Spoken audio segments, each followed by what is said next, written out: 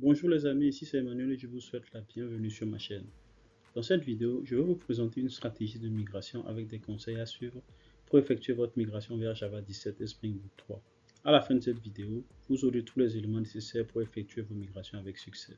Si le contenu vous plaît, likez, commentez et n'hésitez pas à vous abonner. Sans plus tarder, passons au générique.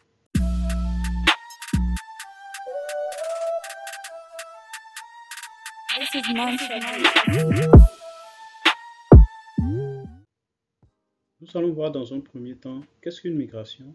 Ensuite, on va parler des requis à mettre en place avant de procéder à une migration.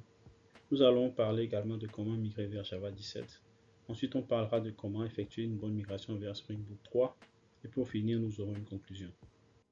Une migration consiste à effectuer un changement majeur dans un système suite à un besoin défini par une entreprise. Cela consiste en général à la mise à jour ou à un remplacement de logiciels, de matériel ou de fournisseurs cloud.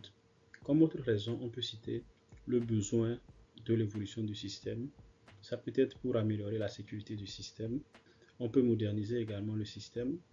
Ça peut également consister à un changement de version ou carrément à un changement de technologie. Si par exemple on veut effectuer une migration d'un framework vers un autre ou d'un langage vers un autre, notamment de Python vers du Java. Donc les raisons peuvent être multiples.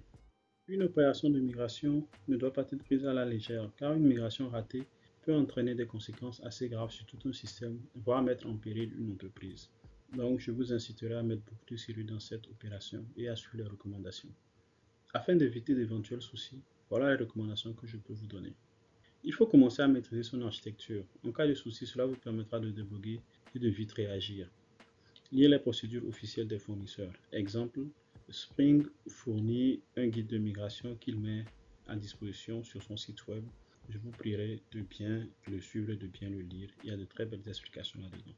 Même si on ne parle pas uniquement de Spring, de manière générale, lorsque vous avez une migration à faire, essayez d'aller sur le site du fournisseur et faites de vos recherches sur Internet pour voir comment il faut le faire et ce qu'ils proposent eux-mêmes. Ensuite, il faut créer une procédure pas à pas de migration afin de maîtriser les étapes. Important, vous devez tester votre procédure de migration avant de passer en production. Faites un test de ce que vous allez migrer. Si vous avez une branche, testez-la sur votre branche de développement ou bien sur votre branche de release, sur vos serveurs. Essayez de vous assurer que ce que vous voulez faire ne va pas entraîner des problèmes afin de maîtriser tous les risques.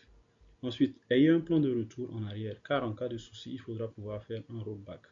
Et le plus important également, c'est de pouvoir communiquer sur les risques qu'il y a. Cela vous permettra notamment de solliciter de l'aide en cas de souci ou de mobiliser des équipes lorsque vous faites la migration le jour J. Nous en venons maintenant à la migration vers Java 17. En effet, cette migration est relativement simple. Il vous suffira de suivre les instructions suivantes. La première des choses, c'est d'installer le JDK. Vous avez plusieurs choix disponibles dont Azure, Red Hat, Adobe OpenJDK et bien d'autres. Lire la documentation Oracle, elle résume bien les changements apportés. Pour vous faciliter un peu la vie, IntelliJ vous permettra de refactorer votre code vers du Java 17. Comme changement, vous aurez bien sûr à changer vos projets en record au besoin. Vous allez adopter les switch statements et pour rendre votre code un peu plus lisible, vous aurez besoin d'utiliser les blocs de texte. Donc n'hésitez pas à utiliser les changements proposés par Java 17. C'est relativement simple. Comme j'expliquais, avec IntelliJ, vous aurez la possibilité de refactorer votre code afin qu'il puisse adopter les changements qui sont apportés par Java 17. Il y a pas mal de changements à prendre en compte également avec Spring Boot 3. Le premier conseil que je peux vous donner est de lire le guide de migration. Il est un peu long, mais il est très important que vous puissiez le lire en entier. Les équipes de Spring proposent des outils de migration comme une dépendance qui vous permet de changer automatiquement les noms de vos propriétés dans vos fichiers Properties ou YAML.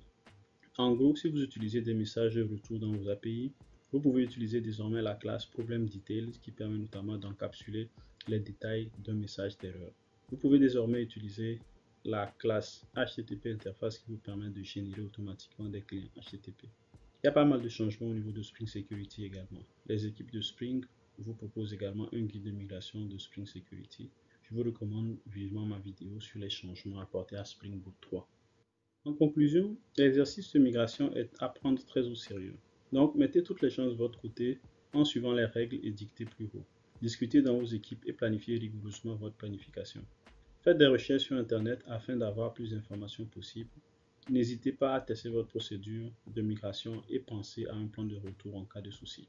Donc, ce que je peux vous dire, n'hésitez pas à vous lancer, migrer vos applications et profiter des dernières fonctionnalités qui sont offertes par Java 17 et Spring Boot 3. Happy coding!